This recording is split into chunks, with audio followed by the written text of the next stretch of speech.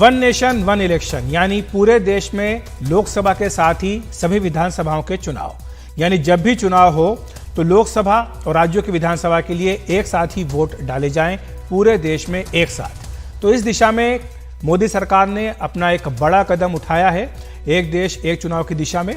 और इसके लिए पूर्व राष्ट्रपति रामनाथ कोविंद की अध्यक्षता में आज एक समिति का गठन किया गया है। यह समिति बाकी राजनीतिक दलों से बातचीत कर आम राय बनाने का प्रयास करेगी, साथ ही संविधान विशेषज्ञों और दूसरे विद्वानों से भी चर्चा करेगी। यह समिति लोकसभा और विधानसभा के चुनाव एक साथ कराने की व्यावहारिकता देखेगी, एक साथ चुनाव कराने के तरीके सुझाएगी। समिति के अन्य सदस्यों और समय सीमा के बारे में बाद में जानकारी दी जाएगी। आपको बता दें कि समिति का गठन ऐसे समय किया गया है जब मोदी सरकार ने 5 दिनों के संसद के विशेष सत्र को बुलाने का फैसला किया है, जो कि 18 सितंबर से 22 सितंबर तक होगा।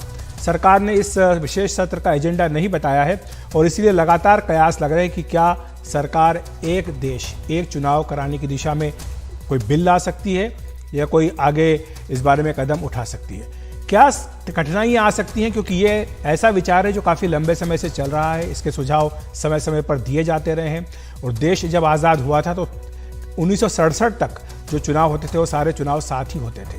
हमारे साथ पूर्व मुख्य चुनाव आयुक्त SY कुरैशी साहब जुड़ गए हैं। कुरैशी जी, आपका बहुत बहुत स्वागत है NDTV इंडिया पर।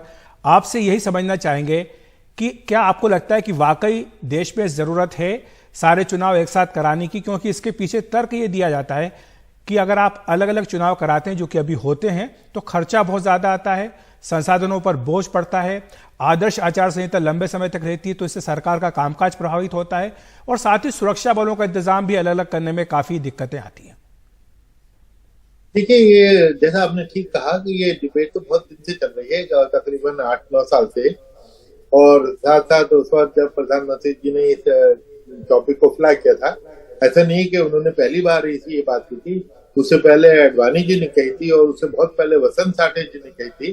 तो ये तो कई साल से इस चर्चा में आती रही बात, लेकिन पिछले 8 साल में मिलने काफी जोर पकड़ा और प्रधानमंत्री जी ने अच्छा कहा था कि भाई इस पे नेशनल डिबेट करानी चाहिए, क्योंकि इसके कुछ फायदे कुछ नुकसान है।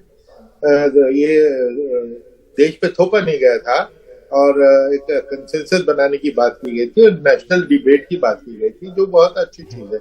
वो डिबेट चल रही है। वो डिबेट इतनी लंबी क्यों चल गई? क्योंकि वाकई ये इस फैसले का, इस बात का जवाब, इस प्रश्न का जवाब आसान नहीं है, क्योंकि इस प्रस्ताव के में कुछ खूबियां हैं और कुछ इसमें खामियां हैं, कमियां हैं।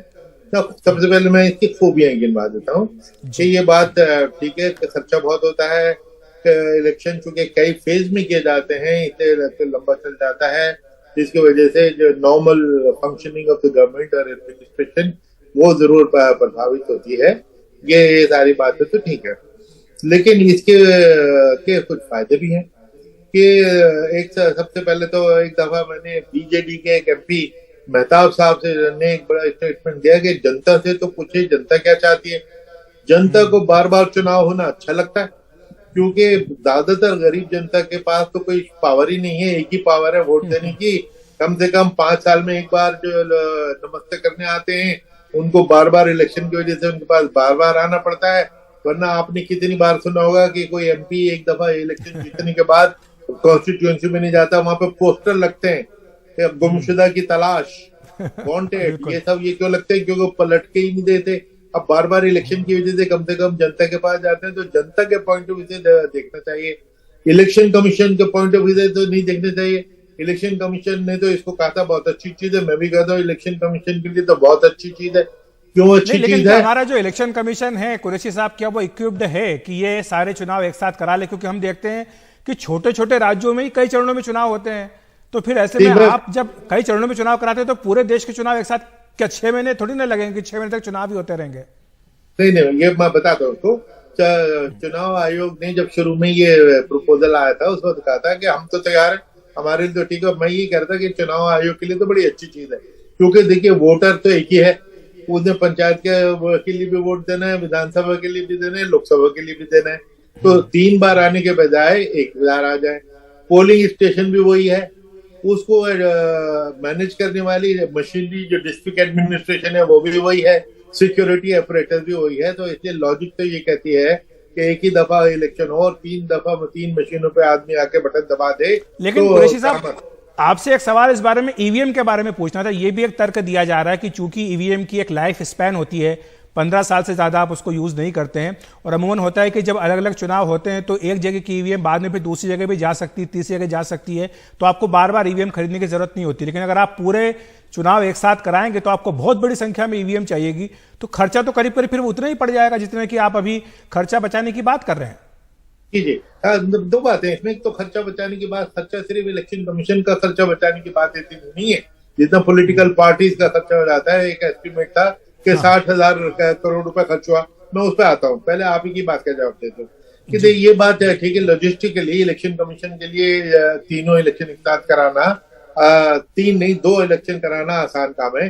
तीसरा जो पंचायत का इलेक्शन है, ये याद रखिएगा कि जो ओरिजिनल प्रोपोजल था कि तीनों इलेक्शन के टीएस की बात हो रही थी। हाँ, पर वो तो संभव ही नहीं, क्योंकि राज्य सरकार कभी सहमति नहीं होंगी इस बात के लिए। वो तो राज्य सरकार का डोमेन होता है, पंचायत का और नगर पालिका का। अच्छा, इसलिए उसकी बात तो करनी है, आपने बोल दी, छोड़ दिया। तो 30 लाख इलेक्टेड लोग तो वहां से निकल गए, तो बचा क्या? फिर जब बची विधानसभा और लोकसभा, 4120 एमएलए होते हैं और 543 लोकसभा के एमपी होते हैं। सिर्फ ये बचे, उसमें भी पार्लियामेंट की कमेटी ने कहा कि साहब इसको एक बार में तो नहीं हो सकता, 2 बार में करा दो। जब इतना डाइल्यूट ही हो गया ये प्रपोजल, तो फिर इसमें फायदा क्या रह गया?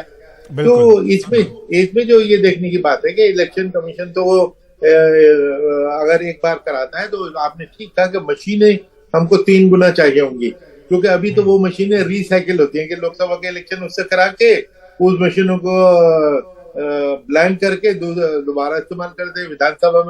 विधानसभा का होता जगह जाता है, कई और स्टेट में भी ले जाते हैं। लेकिन जब ये साथ ही सारे इलेक्शन हो रहे होंगे तो हमें 3 गुना मशीनें उपलब्ध करनी पड़ेंगी, तो उनको बनाना उनका खर्चा लगेगा। दूसरी जो बात थी ना 60,000 करोड़ जो खर्चा, इसमें आप ये देखिए कि ये खर्चा होता किस चीज पे? गरीब लोगों के पास जाता है। वो कोई ऑटो चलाने वाला है, कोई पेंटर है, कोई कारपेंटर है, कोई वर्कर है, कोई डोर टू डोर जा रहा है। ये पॉलिटिशियन का पैसा गरीब के पास जा रहा है, तो कौन सी बुराई है? बल्कि एक मैंने बड़ा इंटरेस्टिंग छत्तीसगढ़ की एक लड़की से एक स्लोगन सुना था कि जब जब चुनाव आता है गरीब के पेट में पुलाव आता है। अब आप वो गरीब के पेट से वो पुलाव छीनना चाहते हैं, तो इसलिए गरीब के पॉइंट ऑफ व्यू से, जनता के पॉइंट ऑफ व्यू, बिल्कुल अलग अलग तर्क है, अलग अलग दलीलें हैं, और निश्चित तौर पर रामनाथ कोविंद जी की जो समिति बनी है वो इन तमाम मुद्दों को देखेगी, उसके बाद एक राय बनाएगी। शुक्रिया आपका कुरैशी साहब इस तमाम जानकारी के लिए, हमारे साथ जुड़ने के लिए। तो मुख्य चुनाव आयुक्त रहे हैं कुरैशी साहब और कह रहे हैं कि ये चुनाव आयोग के लिए ज्यादा मुश्किल की बात नहीं है, लेकिन आपको यह देखना होगा कि इसके फायदे क्या हैं, नुकसान क्या है।